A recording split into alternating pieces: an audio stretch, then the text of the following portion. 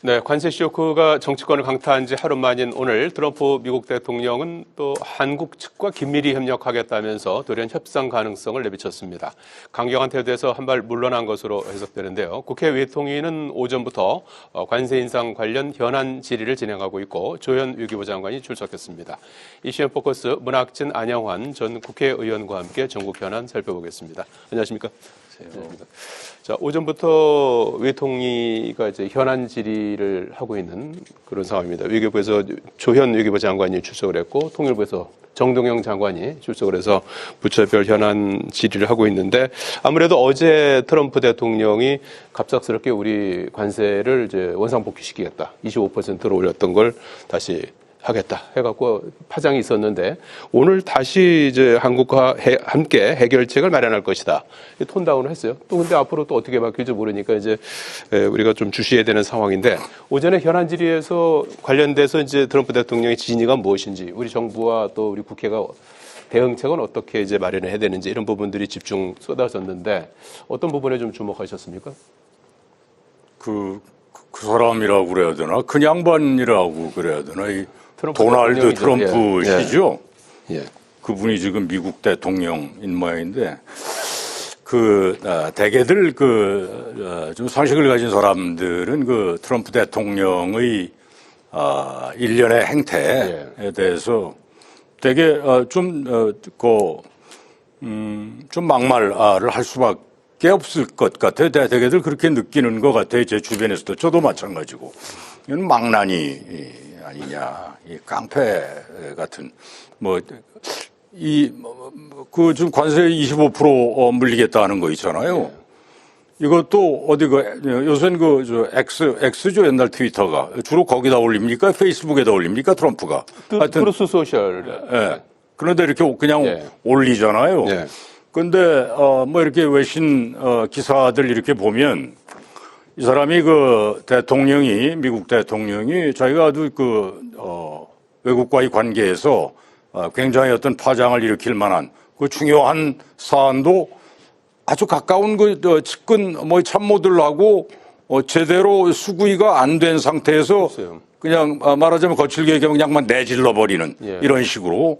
그러고는 또 지금 방금 이 사회자 얘기했듯이 25% 한국 관세 얘기했다가 또 협상할 여지가 있다 이런 식으로 참 미친 이제 널뛰듯 하니까 이게 또 어떻게 바뀔지도 모르잖아요. 근데 나는 이 한국 입장에서는 중요한 거는 원칙을 지키면서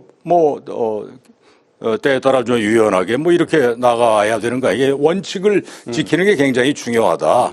제가 듣기엔 이래요. 트럼프란 사람이 협상 상대, 예를 들면 어디 외국 정상이다 이겁니다. 이런 사람들이 그냥 너무 앞에 와서 이렇게 말하자면 굽실거린다든가 아주 그냥 나긋나긋하게 너무 그렇게 하면 아주 이렇게 깔보는 그런 속성이 있다는 거라. 이게 이제 좀 이 원칙을 지키고 좀 어떻게 꿋꿋한 모습을 좀 보이고 하면 오히려 그런 사람을 더 좋아한달까, 신뢰한달까, 이런 속성이 있대요. 그래서 나는 이재명 대통령이 이 트럼프 대통령을 직접 상대를 하든가 아니면 우리 협상단이 가서 미국 협상팀 상대할 때 좀 이 원칙을 지키는 모습 이러면서도 이제 때에 따라 좀 유연한 이렇게 대응을 하는 수밖에 없어요. 워낙 이게 하루아침에 막 바뀌고 하니까. 일단 청와대는 차분하게 대응하겠다, 이제 이런 기조를 밝혔고요. 오늘 일단 하루 만에 조금은 좀 톤다운된 트럼프 대통령의 발언이 나왔습니다. 백악관에서 이제 기자들의 질문에 답하는 형식으로 나오게 됐습니다만은 어떻게 보십니까, 이번 사안은? 일단 트럼프 대통령의 돌출 행동, 예측 불가능한 그런 행동에 대해서는 어제 오늘 이야기가 아니죠. 프랑스 마크롱 대통령이 트럼프 대통령의 가자지구 평화위원회에 반발하자 프랑스산 와인과 샴페인에 250% 관세를 때리겠다, 이런 식의 행동을 해온 사람이기 때문에 전 세계를 당혹스럽게 하고 있는 거고요. 그런데 문제는 지금 오늘 오전에 조현 외교부 장관이 상임위에 나와서 국회 비준안 때문도 아닌 것 같고 또 우리나라의 쿠팡 문제라 온라인 플랫폼 문제도 아닌 것 같다. 네. 를 이야기를 했어요. 그럼 뭡니까? 외교부가 지금 뭔가는 아닌 것 같다고 한다면 뭔가 추측하고 있는 건 있을 것 같아요. 네. 기본적으로 한국 정부에 뭔가에 대한 불만이 있기 때문에 나온 거 아니겠습니까? 그래서 그 점에 대해서 진입 파악을 먼저 해야 될 것 같고, 외교부는 뭔가는 알고 있을 것 같다는 느낌이 들어요. 트럼프 입장에서 또 미국 정부 입장에서 볼 때 한국 정부에 대한 불만이 있었다. 그게 표출이 됐다. 그 불만을, 이게 뭐 잘못됐는지는 알 수 없습니다만은 그런 문제하고요.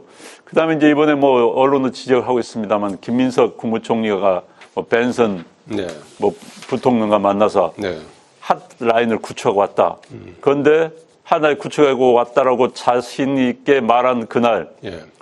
그 다음날 이런 일이 또 벌어지고 말았어요. 그래서 굉장히 무색하게 만들었는데 어쨌든 정부는 뭐 신중하게 대처를 한 건 맞습니다. 그렇지만은 트럼프라는 특수한 세계 정치사에 나타나기 힘든 미중의 인물에 대한 연구가 굉장히 필요할 것 같아요. 그 다음에 이제 우리 정부 입장에서 보면은 미국의 이런 국가의 큰 틀의 그 정체성 문제에 대한 연구도 필요할 것 같고요. 그래서 아무튼 굉장히 어려운 상황인 건 분명한 것 같습니다. 예.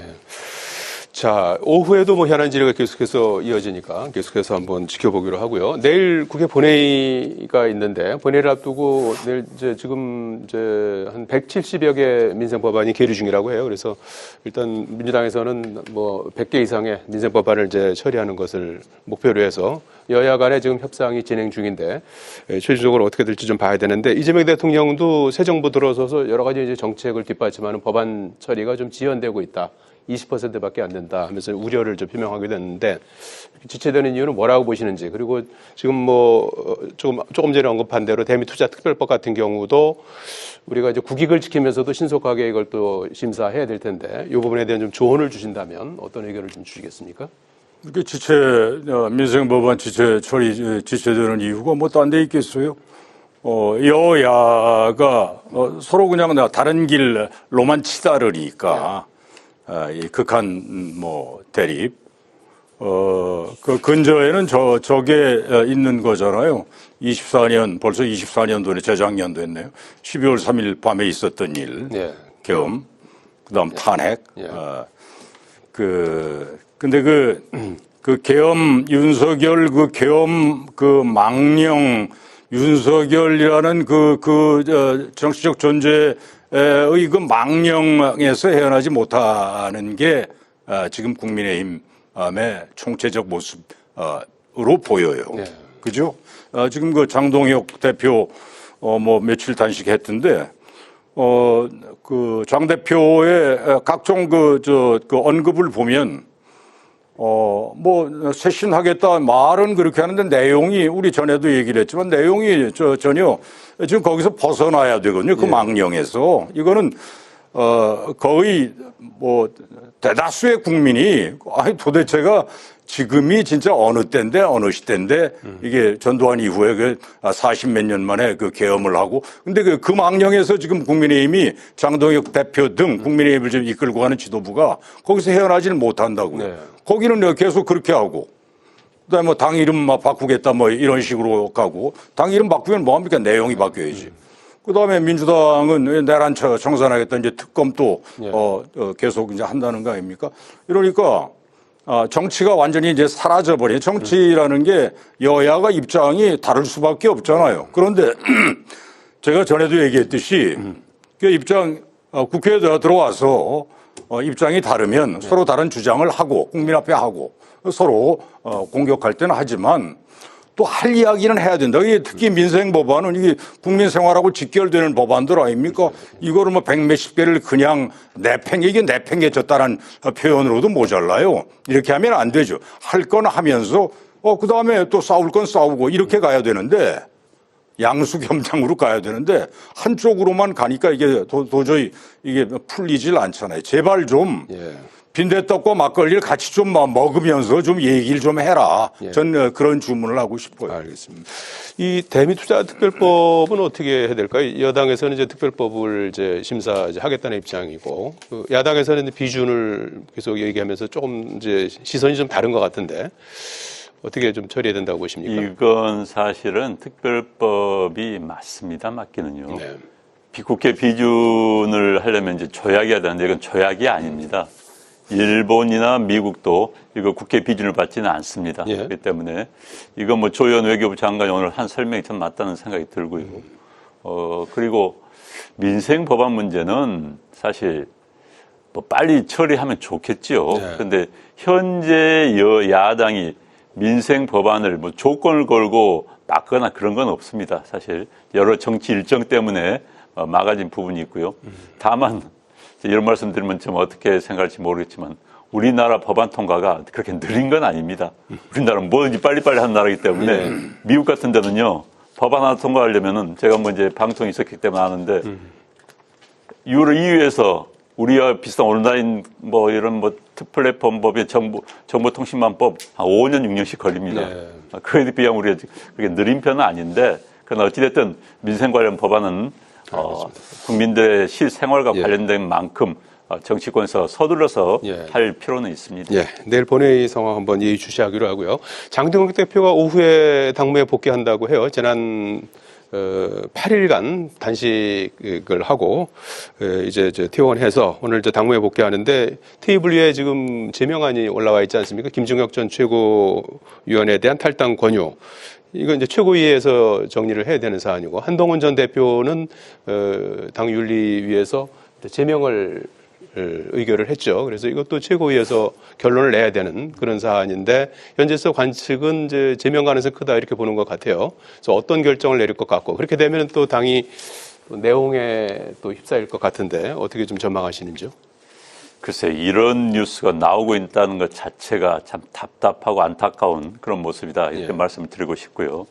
현재 힘을 똘똘 뭉쳐서 싸우고 대응을 하더라도 이 거대 여당을 이겨낼 수가 없을 텐데 당내 분란 이유 그리고 이 분란이라는 것도 근본적인 이유가 아니에요. 노선을 관한 싸움이라든지 철학에 관한 싸움이 아니라 특정 개인이 게시판에 썼니 안 썼니 아주 미미한 부분입니다.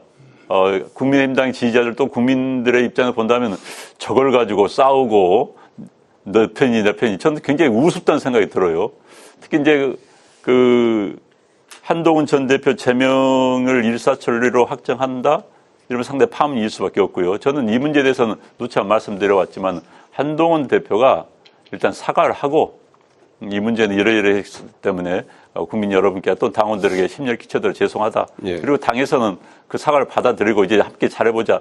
이런 식으로 끝내면 될 사안이었었는데 이게 계속 증폭되고 커왔던 겁니다. 예. 큰 정치를 못했기 때문이죠. 미세한 걸 자꾸 이제 싸움하다 보니까 그렇게 됐고요. 김종혁 전 최고위원에 대한 탈당 권유도 전 이것도 참 우스운 게 당 그 윤리의 내용이 당 대표를 공격한다 해서 이게 무슨 뭐 문제가 됐다라고 한다면은 앞으로 당 내에는 주류 비주류가 있고 당권파 비당권파가 있어서 공격할 수밖에 없는데 그러면 입을 다물고 있으라는 이야기나 마찬가지거든요. 그래서 저도 이건 좀 이해가 되질 않아요. 그래서 최고위원회에서 어떤 결정을 내릴지 모르겠습니다만 바람이라고 한다면은 한국 정치의 건전한 발전을 위해서 하는 바람이라고 한다면은 봉합하고 예. 넘어가는 것이 맞습니다. 제명보다는 봉합. 그렇죠. 지금 그 봉합도. 제명에서 실익이 뭐겠습니까? 예. 국민들을 바라보는 좀 미세한 지지율 낮은 정당이 또 분열되는 건 이것밖에 보여주는 거 아니겠습니까? 네. 문 의원님은 어떤 좀 조언을 주실 수 뭐 제가 뭐 있습니까? 조언을 뭐 국민의힘한테 굳이 뭐 할 이유는 없고요. 예. 뭐 잘해야죠. 잘해야 그 여야가 이제 서로 좀 이 건강한 경쟁을 해야 한국 정치가 앞으로 나갈 수 있는 거 아니에요. 근데 지금 하는 거 보면 특히 뭐 더불어민주당이 다 한다는 그런 얘기는 아닌데 근데 특히 국민의힘은 왜 이렇게 그 살 길을 찾아가는 게 아니라 죽을 구덩이를 자꾸 파는가 싶은 저는 그 밖에서 아웃사이더 입장에서 볼 때 그런 느낌을 받지 않을 수가 없어요. 아까 얘기했던 그 연장선상에서 얘기할 수밖에 없는데 예. 윤석열이라는 그 망령에 사로잡혀 있기 때문에 한동훈 지금 제명이네 뭐네 이 얘기가 지금 그대로 연결되는 거잖아요. 그 당원 게시판 논란이라는 게 한동훈 가족들이 뭐 게시판에다가 윤석열과 김건희를 비판했고 뭐 욕을 했고 뭐 그거잖아요. 그거. 예. 그거 가지고 지금 제명을 하겠다는 건데 뭐 제명할지 안 할지는 내일입니까? 뭐 네. 지켜봐야 되겠지만 뭐 내일 분위기는 뭐 그렇게 간다는 거 아니에요? 이게 바로 그 윤석열 그 망령에 사로잡혀 있는 막 그대로 빼도 박도 못 달리 증거잖아요. 이렇게 되면요, 올해 한국 정치의 아주 중요한 일정이 뭡니까? 6월 3일 지방선거잖아요. 그죠? 전국 선거, 지방선거. 이거 우리 깨지겠다라고 이 작심을 하고 가는 거라고요. 선거를 앞두고 그나마 물론 자기 지지층이 결집해야 되겠죠. 그 다음에 중요한 게 그것만 가지고 되나요? 플러스 외연 확장해야 될 거 아니에요. 근데 지금 이런 몰골을 보이니까 건전한 사고를 하는 보수적 사고하는 사람들 난 무조건 나쁘다고 안 봅니까? 건전 보수 있잖아요. 이 사람들이 다 국민의힘에서 등을 돌린다. 이거 지금 이제 국민의힘이 이렇게 하는 게 제가 듣기엔 이래요. 그 당 지도부 등에서 아주 좀 믿기 어려운 일부 여론조사 결과에서 좀 민주당하고 국민의힘이 아주 근접한 지지율이 그런 조사가 일부에서 나왔다는 거예요. 아니 거기에 기대를 한다. 근데 이거는 우리가 상식적으로 봐도 여론조사 물론 이것저것 다 봐야 되는데 굉장히 믿기 어려운 조사에 기대를 해서 그 6.3 지방선거 뭐 해볼 만하다 이런 스탠스로 가면 해볼 만하다. 이거는 커다란 오산이겠죠. 알겠습니다. 자, 그리고 잠시 뒤에 김건희 여사, 김건희 씨에 대한 선고가 있습니다. 세 가지 혐의를 받고 있죠. 도이치모터스 주가 조작 의혹, 통일교로부터 금품을 받았다는 혐의, 그리고 명태균 씨로부터 이제 무상으로 여론조사를 받았다는 혐의, 이런 부분에 대해서 특검은 15년을 구형했고 전직 대통령 부인에 대한 재판이 생중계될 예정입니다. 잠시 후 2시 10분부터 재판이 시작이 되는데 어떻게 좀 예상을 하시고, 또 권성동 의원도 4시부터 1심 선고가 예정이 돼 있습니다. 통일교에서 1억 원 수수한 혐의를 받고 있는데 이 부분은 어떻게 이제 예상을 하시고, 정치권에 미칠 파장이라든지 향후 윤석열 전 대통령 재판에 미칠 영향이라든지 이런 파장을 어떻게 보시는지요? 일단 뭐 제가 곧 나올 재판 결과에 대한 뭐 예상한다는 것은 뭐 적절하지 않다는 생각이 들고요. 다만 뭐 통일교 금품 수수 관련해서는 본인도 인정을 한 부분이 있기 때문에 유죄가 나올 수밖에 없겠지요. 형량은 이제 뭐 우리가 좀 기다려 봐야 되겠습니다만은 권성동 의원도 아마 유죄가 나올 가능성이 높다고 보여집니다. 저는 근데 이제 김건희 여사에 대해서는 제가 누차 이야기했지만은 기본적으로 공인 의식에 관한 문제입니다. 대통령의 부인은 엄청난 공인입니다. 근데 그 공인이 아무런 스스럼 없이 누가 준 금품을 받았고 돌려줬다 하더라도 스스럼 없이 받고 또 누구의 청탁을 받아들였다는 것은 말이 안 되는 겁니다. 기본적으로 김건희 여사의 가장 큰 문제는 공인의식이 없다는 거예요. 거기에 대한 기본적인 소양 자체가 없었던 겁니다. 그런 사람이 대통령 부인이 되다 보니까는 인사에 개입하고 또 무슨 금품에 수수한 이런 논란이 휩싸이게 되는 건데 지금 사실 이번에 김건희 여사를 반면 교사로 삼아서 많은 공인들, 공무원들, 또 공무원들의 가족들마저 또 가족들조차도 내가 공인의 가족으로서 또 공인으로서 어떤 처신해야 되는가를 다시 한번 생각해보는 그런 계기가 됐으면 합니다. 대통령의 부인, 공무원의 부인 저러면 안 되거든요. 기본적으로 공인의식이라는 걸 염두에 두고 살아야 하는데 그게 없었다는 게 가장 큰 문제였고 지금 그 결과가 오늘 재판 결과로 나오는 것이죠. 문 의원님은 어떤 부분을 좀 지켜보고 계십니까? 뭐 오늘 판결 나올 게 크게 이제 세 가지 혐의 기소된 거잖아요. 그 중에 그 주가 조작 있잖아요. 도이치모터스. 제가 알기에는 주가 조작 혐의로 기소되면 미국 같은 나라에서는 아마 뭐 징역 한 몇십 년, 뭐 거의 뭐 100년도 뭐 이렇게 때리는 아주 중범으로 다루는 이게 주가 조작이라는 게 선의의 그 주식에 투자한 사람들한테 피해를 주는 거 아니에요, 결과적으로. 근데 이게 기소됐고 아마도 지금까지 이렇게 쭉 들리는 거 보면 한 개 틀림이 없는 것 같아요. 중형을 아마 15년 특검이 구형했던데 거의 근접한 판결이 내려지지 않을까 보고요. 근데 통일교 관련 부분은 뭐 길게 얘기할 것도 없어요. 정교 분리가 이게 정말 엄밀히 지켜져야 되거든요. 네. 근데 특정 그 통일교 지금 두드러진 거는 또 신천지 뭐 이런 데 있잖아요. 이런 예, 데가 알겠습니다. 정당 정치에 이렇게 노골적으로 무슨 뭘 금품을 주고 또 뭐 개입하고 하는 거는 이거는 정말 발본색원해야 된다. 그래서 아마 중형을 면치 못할 것이다 이렇게 뭐 전망합니다. 예. 자, 오해이슬 재판 결과 생중계된다고 하니까 뭐 지켜볼 필요가 있을 것 같고 또 외통위 현안 질의 오후에 계속해서 이어질 예정입니다. 여기까지 듣겠습니다. 고맙습니다. 고맙습니다.